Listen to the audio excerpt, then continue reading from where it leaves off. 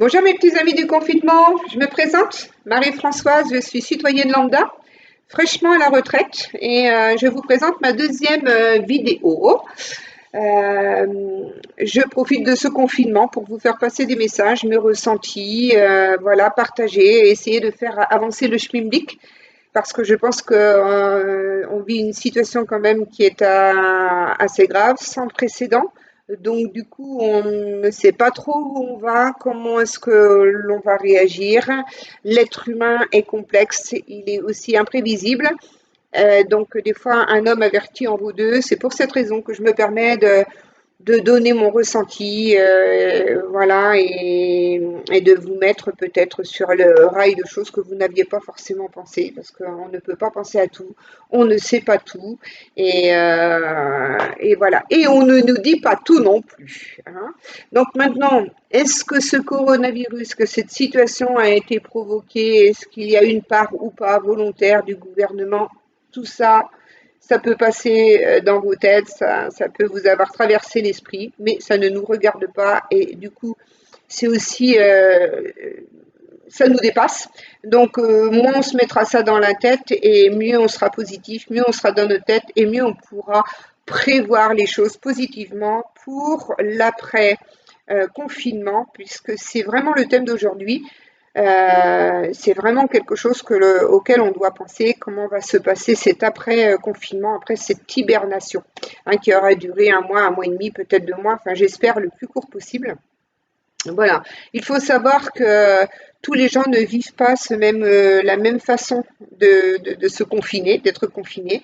Il y a des gens qui le vivent à 100%, hein, puisqu'ils ont la possibilité de vivre d'être en licenciement économique, donc payé par l'entreprise ou autre organisme.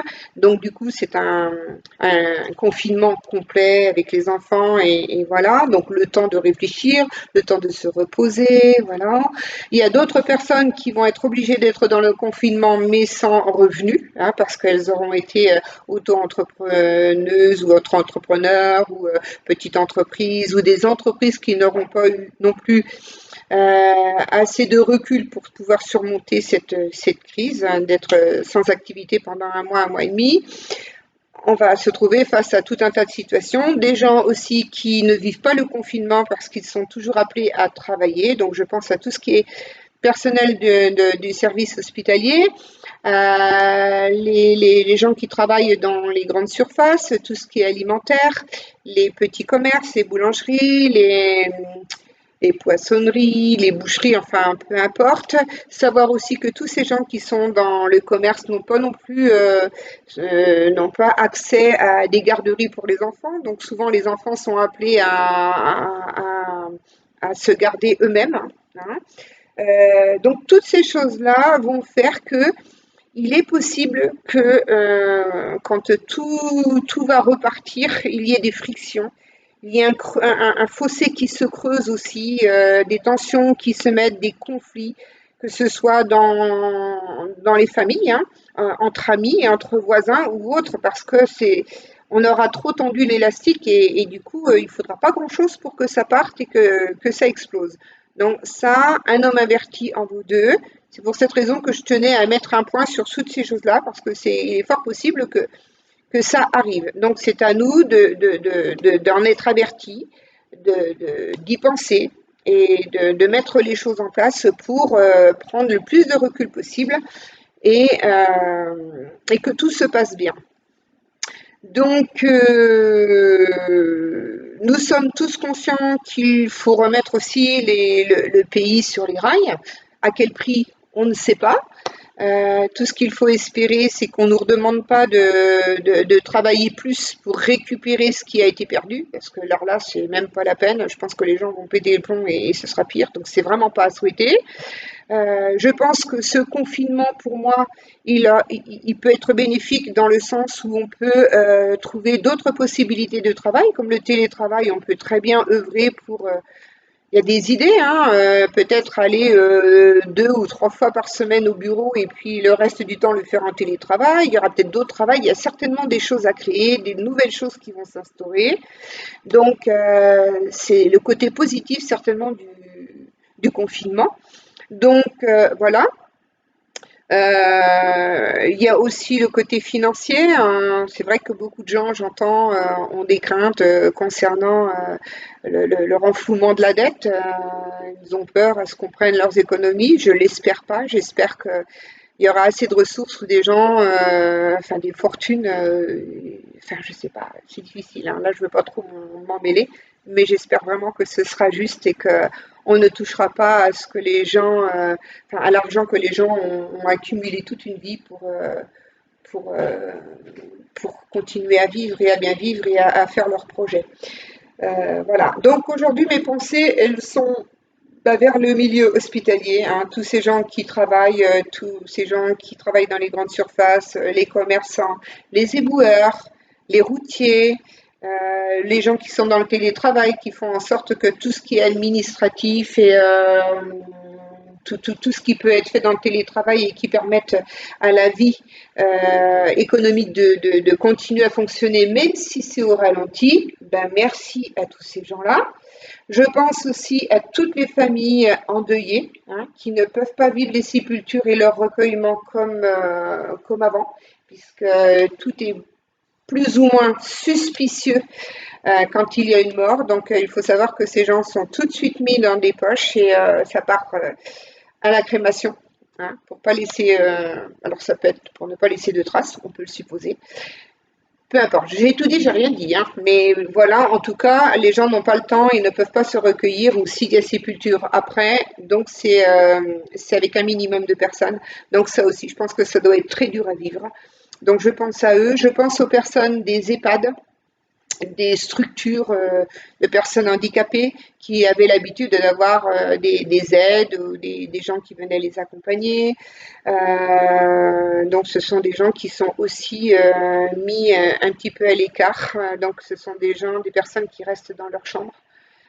Donc mon Dieu, pour l'avoir vécu en tant qu'auxiliaire de vie, je peux vous dire que ouais, ça doit pas être évident de voir ses derniers jours seul et sans priver de sa famille.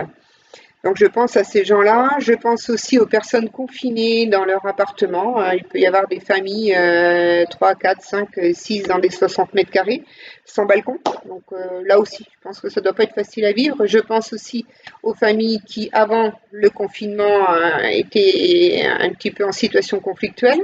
Donc pas facile non plus à vivre. Donc vous voyez, et j'en passe, hein, je connais pas tout. Moi, je peux pas, on peut pas, hein. Il n'y a pas de précédent et en plus, moi, je ne connais pas tout, hein. Je ne suis pas parfaite. Et mais j'essaye d'aller chercher dans tous les coins les situations qui ne doivent pas être faciles à vivre. Et je pense aussi, à moins que je l'ai dit, je ne sais plus, à toutes ces personnes qui vont repartir ou se retrouver sans ressources, vraiment sans ressources après le confinement, hein. Donc, à mon avis, pour le moment, on est dans un monde qui dort. Quand ça va se réveiller, attention les yeux. Donc, à nous d'être positifs, à nous d'être chargés de bonnes pensées, de croire dans un avenir meilleur, parce que moi j'y crois. Et ne nous laissons pas ou ne laissons pas le coronavirus dicter notre conduite. Soyons responsables, hein, on peut l'être. On est tous responsables de nos choix et de notre conduite. Ça, j'en suis convaincue. Nous ne devons pas céder à la peur ni à la colère, parce que la peur empêche la bienveillance, empêche la compréhension, empêche la générosité, empêche l'amour de soi et l'amour des autres. Donc, vigilance aussi de ce côté-là, hein. Ne laissons pas ces choses se faire. Soyons très, très vigilants. Je tiens à finir cette petite vidéo par des remerciements. Parce que quelque part, ce confinement nous apporte aussi beaucoup de choses. Choses que l'on ne dit pas à la télé, et ça je le regrette vraiment. Je pense qu'on a énormément d'informations négatives, mais on ne parle pas assez de la planète, de tout ce que ce confinement apporte et redonne à la nature, à cette terre. Donc déjà, un beau temps, parce que l'hiver a été assez humide, et là, depuis que le confinement est démarré, on a quasiment un beau temps, un beau ciel bleu. Donc, la planète retrouve son souffle, son air qui est beaucoup plus pur, son ciel bleu, ses eaux claires. Les végétaux, les minéraux, bah, tout le monde respire aussi, hein, c'est formidable. Bah, les animaux, les petits oiseaux chantent. Moi, je suis en ville et les petits oiseaux chantent, donc c'est super agréable. Les odeurs, il n'y a plus les odeurs que l'on avait, les odeurs de friture. Non, on arrive à ressentir même en ville des odeurs de campagne, donc c'est formidable. Donc tout ça, je trouve que c'est positif. Et je suis sûre que j'oublie encore tout un tas de choses. Merci pour ce bonheur de prendre le temps de faire, de vivre de bons moments en famille, de faire des jeux, de faire de repas, d'innover, de réapprendre à cuisiner, de se trouver aussi de nouvelles compétences, de créer, enfin la créativité. Je pense que le fait qu'on n'ait pas beaucoup d'activités à faire à l'extérieur, ça nous oblige à en trouver à l'intérieur, peut-être des moments de lecture avec les enfants. Là encore, je vous dis que ceux qui ont l'occasion de vivre ça, ben, remerciez le ciel et ce confinement de vous donner cette chance de profiter de ces moments-là avec les enfants. Merci pour aussi la connivence que vous avez créée, que vous allez créer avec vos voisins lors des applaudissements le soir.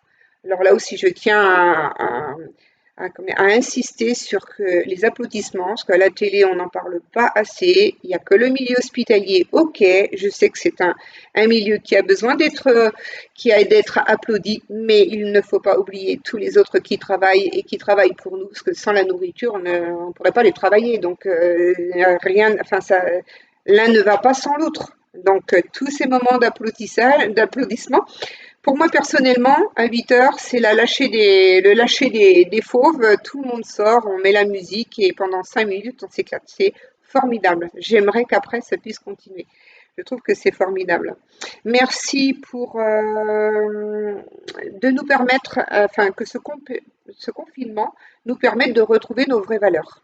Hein, ça aussi. Je pense que si on réfléchit bien, en fin de compte, le confinement va nous apporter beaucoup. Donc, pour finir, acceptons ce confinement, ne soyons pas égoïstes, reconnaissons notre chance que certains pays n'ont pas. Hein. Là, je pense à tous ces pays comme l'Afrique, tous ces pays où les gens souffrent, où c'est le surpeuplement, les gens sont les uns sur les autres et n'ont pas forcément la nourriture que l'on a nous. Donc, pensons à eux et optons pour une nouvelle vie remplie de bon sens. J'espère de tout cœur ne pas avoir été trop redondante. Encore une fois, ben, c'est pas facile de faire une vidéo comme ça en live. Je vous remercie beaucoup. Si vous avez envie de mettre un pouce bleu, ben, mettez-le. Si vous avez envie de mettre des commentaires ou pourquoi pas des questions, envie de enfin, donnez-moi des thèmes, autres thèmes. Si je peux y répondre, je le ferai. Si je ne peux pas, je vous le dirai. Hein, je ne connais pas tout, moi non plus. Je donnerai ce que je peux donner. Je vous remercie beaucoup. Je vous souhaite une très belle journée, une très belle fin de semaine. Et je vous dis à très bientôt. Je vous embrasse. Bye.